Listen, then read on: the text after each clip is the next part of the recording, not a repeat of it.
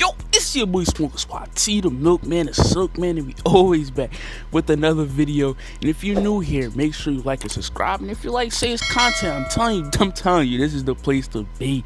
Now, today we're gonna be breaking down the roster and what do we have on this team, and what did we lose, and what did we add to this team. We're going to break down the guys that we lost in free agency and what team did they go to. And we're going to talk about some of the re-signings that we did in the all season and who came back. And then we're going to be talking about the free agency signings that we made during the all season too. And we're going to be talking about the players that we drafted too, along as bringing up the stats with them too. And with the UDFA signings, we're going to bring up, sorry if it says UDFA signings, and we're going to explain the depth chart, who's on this roster completely, and we're going to be having a starter predictions. And y'all let me know down below in the comments, who do y'all think is going to start this season and who's going to have their spots on this team. Y'all let me know down below in the comments. But let's talk about our free agency loss and who did we lose in the free agency. Now, as far as our key departures, you know, I have Emmanuel Sanders, Trey Hendrickson, and Jack Rabbit Jenkins. And another player we technically lost due to cap casualties is Malcolm Brown, although he was traded to Jacksonville. But that's another player that we did lose in the free agency.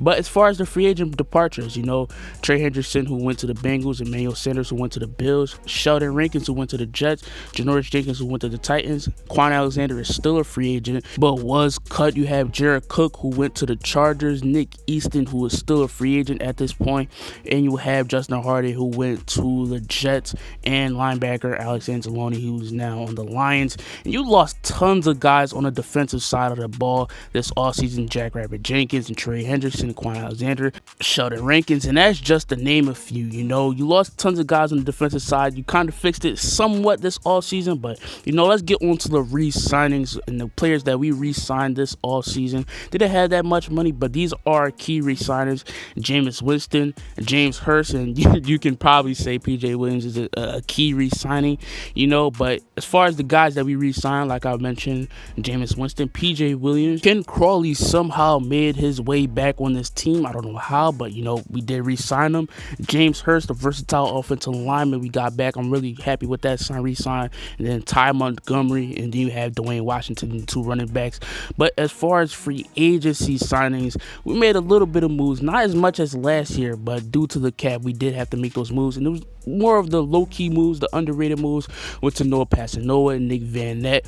And then you have the fullback Alex Amara. You know, not the best moves, but these guys at a low price can show a lot for this team. Now, guys like Nick Van Nett, who is primarily a blocking tight end, putting up 14 receptions, 95 yards, and 1 touchdown last year.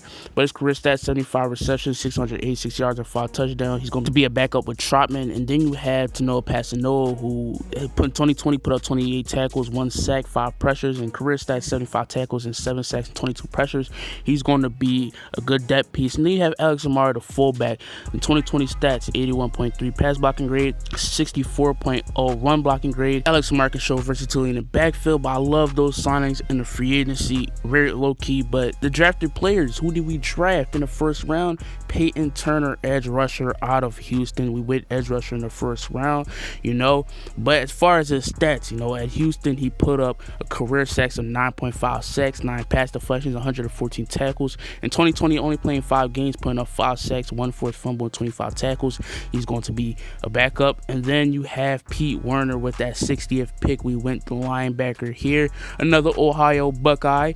But, you know, Pete Werner as a linebacker, career stats: 185 tackles, 4 interceptions, 13 pass deflections, 4 sacks. In 2019, he put up 54 tackles, 2 forced fumbles, and 1 pass deflection. And then in the third round with the 76th pick, we selected Paulson Adebo, cornerback out of Stanford. And this is a very good pick. I really like this pick. You know, his career stats: 64 tackles, 4 interceptions, you know, 17 pass deflections. 2019, you got 33 tackles, 4 interceptions, 10 pass deflections, showing that ball hawk prowess. But, you know, in the 4th round with the 133 pick, we selected Ian Book, quarterback out of Notre Dame. You know, Ian Book, his career stats: 8,948 yards, 72 touchdowns, 20 interceptions. And in 2019, 2,830 yards and 15 touchdowns and 3 interceptions. Selected Ian Book with that pick. And then in the later rounds, in round 6, we selected Landon Young, offensive tackle from Kentucky, to help out with that depth, the offensive line. And we selected Quan Baker, wide receiver out of Southern Alabama, to help out with that wide receiver depth. In that South Alabama, he got 126 receptions, 1,829 yards, and 16 touchdowns. And his 2020 stats: 51 receptions, 659 yards, and 8 touchdowns. But let's get on to the UDFA signing. Sorry if it says UDF on your screen, but you know, we waived Trey Williams, which ruined my week. It ruined my week, honestly. But you know, hopefully Trey Williams can have success over at the Dolphins. But we did sign Lorenzo Neal Jr., interior defensive lineman from Purdue, which is a good signing. I like the Lorenzo Neal Jr. pickup. It was a very good signing. We got Stevie Scott III. I like this signing too. A very hard-nosed running back. Then we got Eric Burrell to help out that safety depth. And then we got Dylan Sainer to help out with that tight end depth that we are short on. And then we got Mike Brown, offensive guard.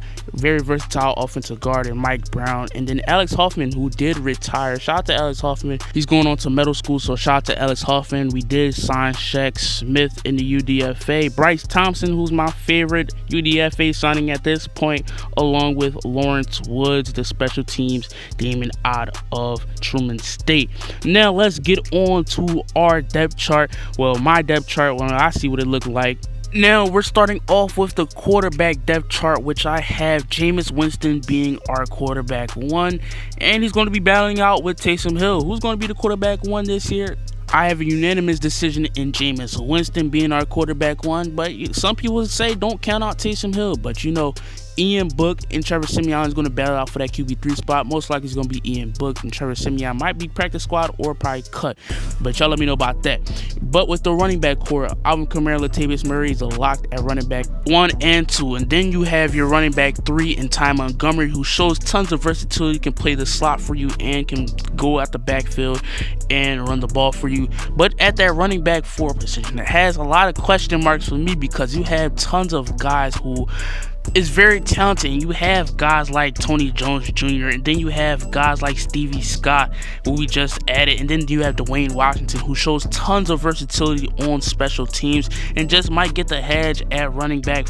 But you know, usually we keep 4 running backs on this team. Last year we had Alvin Kamara, Latavius Murray, Ty Montgomery, and Dwayne Washington. But you know, that's a battle to tune in with the running backs. That'll be very interesting. But let's get on to the fullbacks, where we have Alex Amara and Sutton Smith, the former linebacker, and I have Alex Amara taking this fullback spot.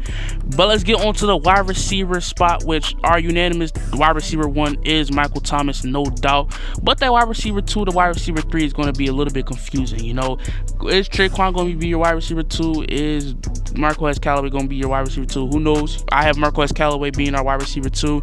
You know, wide receiver 3 in our slot, we're going to have Traquan Smith. And then wide receiver 4 is Deontay Harris. But y'all let me know about that. Is it just right? Y'all let me know down below in the comments. You know, but my wide receiver 5, I have Juwan Johnson being there. I think Juwan Johnson is going to improve this year. His route running is going to look very solid. I think he's a very good blocker, and I think Juwan Johnson should rightfully have that spot.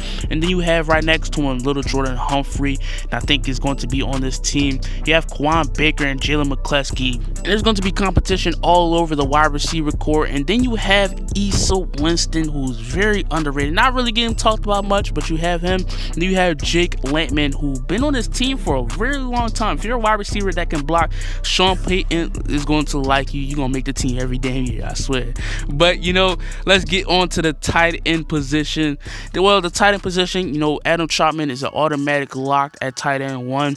And then you have Nick Van Nett at tight end 2. You're going to have your blocking there alongside with Dylan Sainer, who I have being our tight end 3, making the cut. And then Ethan Wolf as your tight end 4.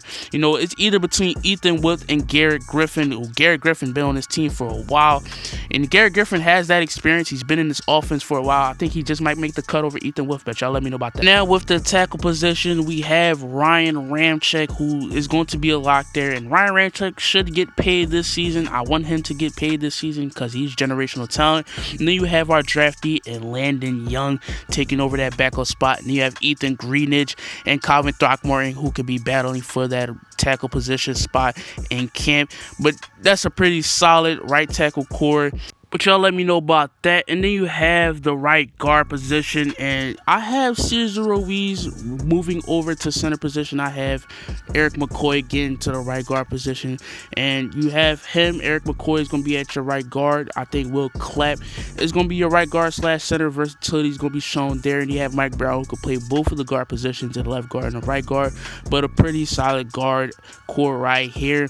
And then you have our center core, which I just said, and Cesar Ruiz should get back to center. I want him to get back to center position. And you have Will Clapp, who's originally, and then you have Christian Montiano, who we just signed from Tulane.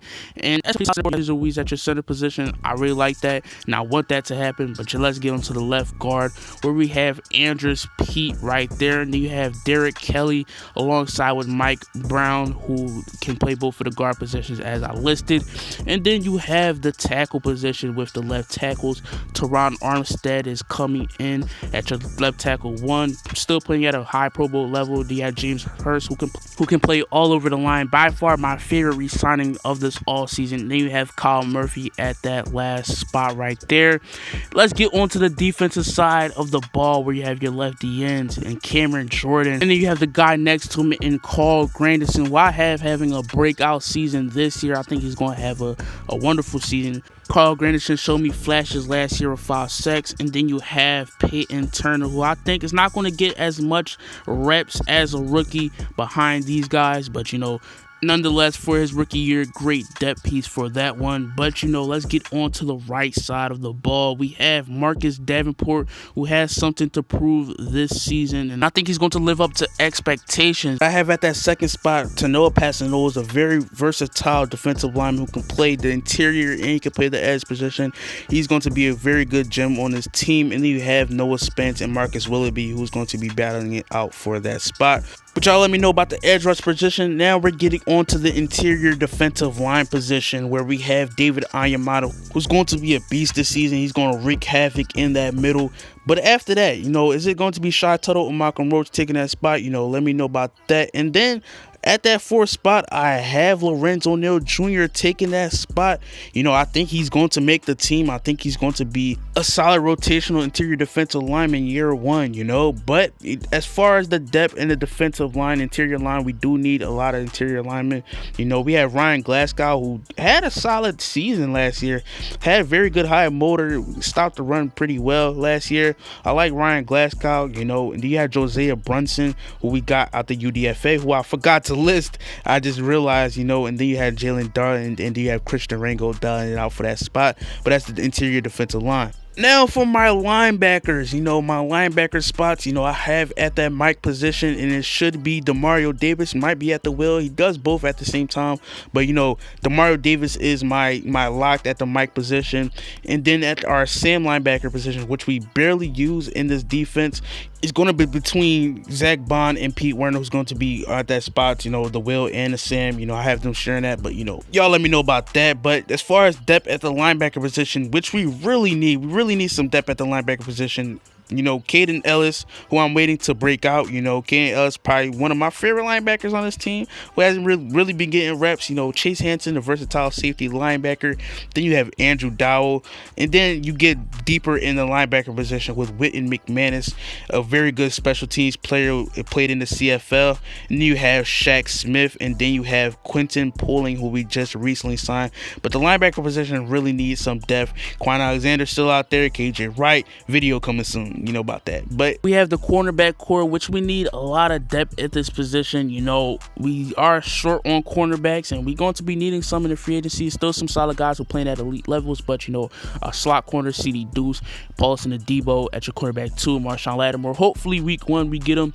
But as far as your depth at the cornerback position, mostly slots. You have Patrick Robinson, Keith Washington Jr., who I'm waiting on to get his reps this season. He's one of my dark horse players for this year. And then you have Grant Haley, who shown flashes in that last game against the Panthers as a slot corner. He got an interception.